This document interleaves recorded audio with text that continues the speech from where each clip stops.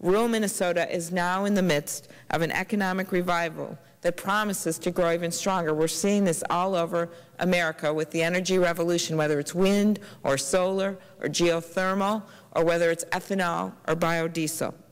As our nation demands greater energy independence and security, the rural parts of our country are poised to benefit enormously with the further development of homegrown energy. I believe we need to be prepared to maximize the opportunities offered by this renewable energy revolution. It is only just beginning to emerge, but it promises major and economic and technological changes for our country. Already the development of wind farms and of ethanol plants has rejuvenated many rural areas of our state. We're now third in the country when it comes to wind energy. But at the same time, these wonderful new industries are placing new demands on our transportation infrastructure. Now here's just one example. Demand for ethanol has increased dramatically. This Congress has pushed it. We're now with corn ethanol, but we know we'll also expand into cellulosic, switchgrass, prairie grass, other forms of biomass. For the first 6 months of 2007, ethanol production in the United States totaled nearly 3 billion gallons, 32% higher than the same period last year. Currently, there are 128 ethanol plants nationwide with total annual production capacity nearing close to 7 billion gallons. An additional 85 plants are under construction. As we know, this is just the beginning. We look at places like Brazil that are completely energy independent because of what they've done with sugarcane. We know that corn isn't the only answer, that we're going to expand into other kinds of ethanol. But what we do know is that this is going to place demands that we want to have on our nation's transportation infrastructure. Total ethanol production in the U.S. is projected to exceed 13 billion gallons per year by early 2009, if not sooner. What does that mean in terms of transportation? Well, this means that an average square mile of land in southern Minnesota, which now generates the equivalent of 80 loaded semi-trucks per year, could soon produce double that, 160 loads of grain per year. As more homegrown energy is produced, rural roads and bridges will have greater demands placed on them, as will rural rail.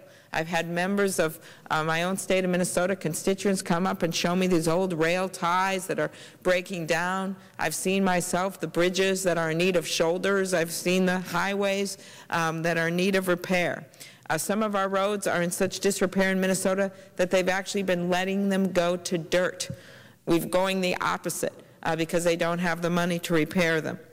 The ethanol plant in Benson, Minnesota now has over 525 fully loaded semis hauling either corn, ethanol, or other forms of biodiesel from their plant every week. This is a 45 million gallon facility, ethanol facility. Their production falls about in the middle of Minnesota's 16 ethanol plants. SMI Hydraulics is a company in rural southwestern Minnesota that manufactures the bases for the wind towers that you see all over across southern Minnesota. I visited the company. They basically started in a barn, and they're building these huge wind towers. The heavy trucks that bring the steel to the company put an understandable heavy burden on the roads they travel and are putting their durability to the test. The U.S. Department of Agriculture estimates that truck freight in rural America is going to double by the year 2020. The continuing trend toward greater reliance on trucking to support these industries raises concern about the wear and tear on rural roads and bridges. Many of these roads and bridges were built before this trend was evident. Whoever thought they'd be carrying these huge wind towers? No one ever thought it would happen, but it does. They were not designed for this type of traffic. Much of the rural road network in the United States was constructed during an era of slower travel and lighter vehicles. Current traffic, which is heavier and wider, has accelerated the rate of deterioration and made these types of roads less serviceable. In many important grain-producing states, like Minnesota, more than 40% of the major highway system is rated as being in less than fair condition. Our transportation systems needs to support the development of these industries. So we need to look at the full spectrum of transportation options. And I truly appreciate Senator Boxer's leadership on this, looking not just at truck travel, not just at roads, but also at mass transportation and other ways that we can transport our goods to market. With more than half of our state of Minnesota's total population now living in the 7-county Twin Cities metro area, the need for more transportation options has become very clear to all of us. It's not just about the rural areas in our state. Increasing traffic congestion has become a major threat to Minnesota's quality of life and our prosperity, costing precious time and money for both commuters and businesses. There's enormous support in our state for something called North Star Rail that will bring people basically from the Twin Cities to the area of St. Cloud, Big Lake to be exact. St. Cloud, the area I explained where the bridge had just been closed down because of safety concerns. And if you drive that 94 interstate right now, I can tell you, you waste so much time sitting in traffic. You practically feel sick to your stomach when you're there in rush hour. We need that mass transit, and legislators and people who originally completely opposed to this project are now standing up in the front of the line because they know how important it is for their constituents. This is a case where I have to tell you the constituents were there before the elected officials and led the way to try to get this North Star Rail in, and because of the federal help, it's now getting built. The bottom line for any business is that you lose money when your people and your products get stuck in traffic. And you also lose the ability to attract top-notch, talented workers if they must contend with the aggravating and time-consuming traffic jams.